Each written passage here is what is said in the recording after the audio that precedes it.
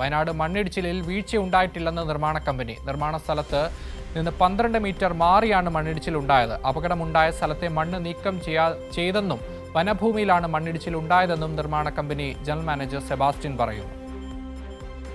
ഇത് ഇൻസിഡൻറ്റ് ഉണ്ടാകുന്നതിന് മുമ്പുള്ള പിക്ചറാണ്. അപ്പോൾ അതിൽ കറക്റ്റായിട്ട് കാണാം, അത് ഓൾറെഡി നെയിൽഡ് ആണ്, കംപ്ലീറ്റ് ഷോർട്ട് പിക്ചർഡ് ആണ്. അത് കഴിഞ്ഞിട്ടുള്ള പുറകുവശത്തെ ബൗണ്ടറിയിൽ അവിടെ മണ്ണൊന്നും സ്റ്റോക്കില്ല. അതിൻ്റെ മേളിൽ നിങ്ങൾക്ക് കാണാൻ പറ്റും. അതിൻ്റെ മേളിൽ എവിടെയെങ്കിലും മണ്ണ് കാണുന്നുണ്ടോ? അല്ല, ഒരു മിനിറ്റ് അതാണ് ഞാൻ പറഞ്ഞിരുന്നത്. അപ്പോൾ ഇതിൻ്റെ മേൽ ഭാഗം land actually belongs to the forest department. മനസ്സിലാവുന്നുണ്ടോ? അപ്പോൾ ആ ലാൻഡിൽ നമുക്കൊന്നും ചെയ്യാനുള്ള അവകാശമില്ല. അവിടം വരെ എക്സ്ട്രീം ബൗണ്ടറിയാണ്. അവിടം വരെ നമ്മൾ ഓൾറെഡി പ്രൊട്ടക്ട് ചെയ്ത് വെച്ച സ്ഥലമാണ്.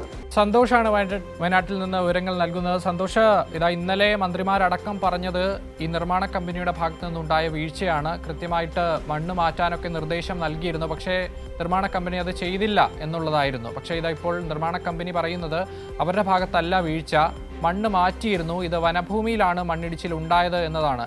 തടി തപ്പുകയാണ് നിർമ്മാണ കമ്പനി.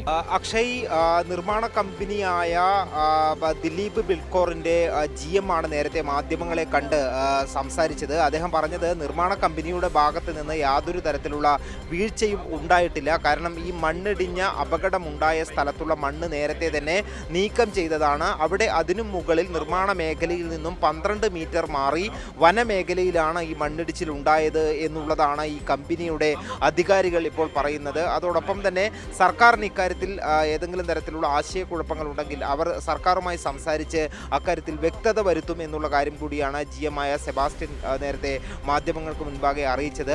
അവിടെ ഈ വനമേഖലയിൽ കമ്പനിക്ക് ഇടപെടാൻ കഴിയാത്ത പ്രദേശമാണ്. കമ്പനി കൂടെ നിർമ്മാണ മേഖലയിലുള്ള ഇടപെടാൻ കഴിയുന്ന പ്രദേശങ്ങളിൽ ആവശ്യമായിട്ടുള്ള മുൻകരുതലുകൾ സ്വീകരിച്ചിട്ടുണ്ട് എന്നുള്ളതാണ് അദ്ദേഹം പറയുന്നത്. ഈ കമ്പനിയുടെ ഭാഗമായി, നിർമ്മാണ പ്രവർത്തനത്തിൻ്റെ ഭാഗമായി കൂട്ടിയിട്ട മണ്ണാണ് ഇടിഞ്ഞു വീണത് എന്നുള്ള ആ ഒരു വാദത്തെ, ആ ഒരു സാധ്യതയെ തള്ളിക്കളയുകയാണ് കമ്പനി ചെയ്യുന്നത്. ഏതായാലും സർക്കാർ ഇക്കാര്യത്തിൽ മന്ത്രിമാരെല്ലാം നേരത്തെ പ്രതികരണം നടത്തിയപ്പോൾ ഏറ്റവും ആദ്യം തന്നെ പറഞ്ഞത് ഈ കമ്പനി ആണ് ഇതിന് ഉത്തരവാദി, കാരണം അവിടെ കൂട്ടിയിട്ട മണ്ണാണ് ഇടിഞ്ഞു വീണത് എന്നുള്ളതാണ് പറഞ്ഞത്. എന്നാൽ അതിനെ പൂർണ്ണമായും തള്ളിക്കൊണ്ടാണ് അദ്ദേഹം അതിൻ്റെ ചില ഫോട്ടോകളൊക്കെ തന്നെ മാധ്യമങ്ങൾക്ക് മുൻപാകെ പ്രദർശിപ്പിച്ചിട്ടുണ്ട്. കാരണം ഈ അപകടം നടക്കുന്നതിന് മുമ്പുള്ള ഫോട്ടോയാണത്. അവിടെ അപകടം നടന്ന സ്ഥലത്ത് മണ്ണുണ്ടായിരുന്നില്ല എന്നുള്ളത് ആ ഫോട്ടോയുടെ സഹിതം, അത് തെളിവ് സഹിതം കാണിച്ചുകൊണ്ടാണ് അദ്ദേഹം മാധ്യമങ്ങളോട് പറഞ്ഞിട്ടുള്ളത്. പക്ഷേ ഈ മണ്ണിടിഞ്ഞതിൻ്റെ ഒരു ഭാഗത്ത് സ്വാഭാവികമായി നാട്ടുകാരൊക്കെ പറയുന്നത് അവിടെ മണ്ണ് കൂട്ടിയിട്ടുണ്ടായിരുന്നു എന്നുള്ളത് തന്നെയാണ് പറയുന്നത്. ഏതായാലും ഇക്കാര്യത്തിൽ ഇപ്പോൾ മാധ്യമപ്രവർത്തകർ ഒരു ചോദ്യം ഈ കമ്പനി അധികൃതരോട് ചോദിച്ചിരുന്നു, ഈ ജനറൽ മാനേജറോട് ചോദിച്ചിരുന്നു. സർക്കാർ കമ്പനിയാണല്ലോ പഴിചാരുന്നത് എന്ന് ചോദിച്ചപ്പോൾ അത് സർക്കാരുമായി സംസാരിച്ച് അതിൽ വ്യക്തത വരുത്തും എന്നുള്ളതാണ് അദ്ദേഹം പറയുന്നത്. ഏതായാലും ഒരു കാര്യം വ്യക്തമാണ്, ഇക്കാര്യത്തിൽ ഇപ്പോൾ ഇത് പരസ്പരം പഴിചാരുന്നതിലേക്ക് സർക്കാർ ഈ കമ്പനിയെ പഴിചാരുന്നു.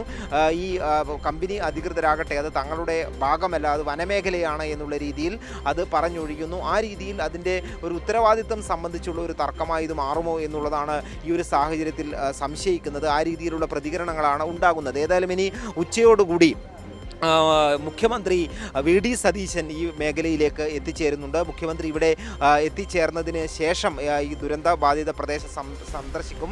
ഹെലികോപ്റ്ററിലാണ് മുഖ്യമന്ത്രി ഇങ്ങോട്ടേക്ക് വരുന്നത് എന്നുള്ളതാണ് മനസ്സിലാക്കുന്നത്. കൃത്യമായി എവിടെയാണ് ഹെലിപാഡ് ഒരുക്കുന്നത് എന്നുള്ള കാര്യത്തിൽ ഒരു ഇപ്പോൾ വ്യക്തത വന്നിട്ടില്ല. ഒന്നുകിൽ അരീക്കോടോ അല്ലെങ്കിൽ കൽപ്പറ്റയിലോ ആയിരിക്കും. അത് കാലാവസ്ഥയെല്ലാം നോക്കിയായിരിക്കും ആ കാര്യങ്ങൾ തീരുമാനിക്കുന്നത്. അതിനുശേഷം മുഖ്യമന്ത്രി ഈ ദുരന്തമുണ്ടായ സ്ഥലം സന്ദർശിക്കും.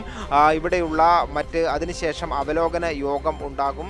ഈ ദുരിതാശ്വാസ ക്യാമ്പിലേക്ക് മാറ്റി ആളുകളുടെ അടുത്ത് പോയി സംസാരിക്കും എന്നതാണ് ഈ ഘട്ടത്തിൽ മനസ്സിലാകുന്നത്. അതിനുശേഷം മാധ്യമങ്ങളെ കണ്ട് വാർത്താ സമ്മേളനം ഉണ്ടാകും എന്നുള്ളതും മനസ്സിലാകുന്നുണ്ട്. ഏതായാലും ഇപ്പോഴും പ്രദേശത്ത് ഇടവിട്ട മഴ തുടരുന്ന സാഹചര്യം തന്നെയാണുള്ളത്. അത് ഈ ഒരു പ്രവർത്തനത്തെ, മണ്ണ് മാറ്റുന്ന പ്രവർത്തനത്തെ തടസ്സപ്പെടുത്തുന്നുണ്ട്. ഏതായാലും അത് പണി നിർത്തിവെക്കുന്നില്ല. പക്ഷേ കനത്ത മഴയുണ്ടാകുന്ന സാഹചര്യത്തിൽ അതിൻ്റെ വേഗത കുറയുന്നു എന്നുള്ളത് തന്നെയാണ്. കാരണം കനത്ത മഴയുണ്ടാകുമ്പോൾ ചെളിയും വെള്ളവുമെല്ലാം ഈ മണ്ണ് മാറ്റുന്നതിന് നേരിയ രീതിയിലുള്ള തടസ്സം സൃഷ്ടിക്കുന്നുണ്ട്. നിലവിൽ സ്ഥലത്ത് ഈ വയനാട് കലക്ടർ R മേഘശ്രീയും അതോടൊപ്പം തന്നെ ജില്ലാ പോലീസ് മേധാവി ഉൾപ്പെടെയുള്ള ഉന്നത ഉദ്യോഗസ്ഥരെല്ലാം തന്നെ ഉണ്ട്. അതോടൊപ്പം തന്നെ ദുരന്ത നിവാരണ സേനയുടെയും ഫയർഫോഴ്സിൻ്റെയും പ്രധാനപ്പെട്ട ഉദ്യോഗസ്ഥർ എല്ലാം തന്നെയുണ്ട്. ഇവിടെ നിയന്ത്രണങ്ങൾ പൊതുജനങ്ങൾക്കെല്ലാം നിയന്ത്രണങ്ങൾ ഏർപ്പെടുത്തിയിട്ടുണ്ട്. ഈ അപകടം നടന്ന സ്ഥലത്തിന് ഏതാണ്ട് 1/2 കിലോമീറ്റർ മാറി അവിടെ പോലീസ് കയർ ഉപയോഗിച്ച് ബാരിക്കേഡ് തീർത്ത് അതിനപ്പുറത്തേക്ക് മറ്റ് വാഹനങ്ങളോ അല്ലെങ്കിൽ നാട്ടുകാരെയോ ഒന്നും തന്നെ കടത്തിവിടുന്നില്ല. അതിനുശേഷം പിന്നെ വീണ്ടും രണ്ടാമതൊരു കയർ ഉപയോഗിച്ചുള്ള ബാരിക്കേഡ് തീർത്തത് ഈ മീനാക്ഷി പാലത്തിന് തൊട്ടടുത്താണ്. അവിടെയാണ് നമ്മളിപ്പോൾ നിൽക്കുന്നത്.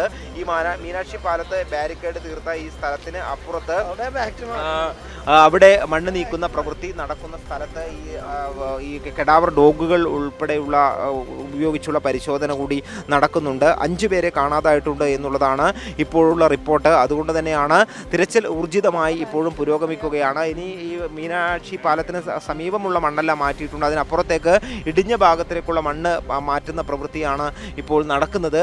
അത് ദ്രുതഗതിയിൽ തന്നെ പുരോഗമിക്കുന്നുണ്ട്. അക്ഷയ്.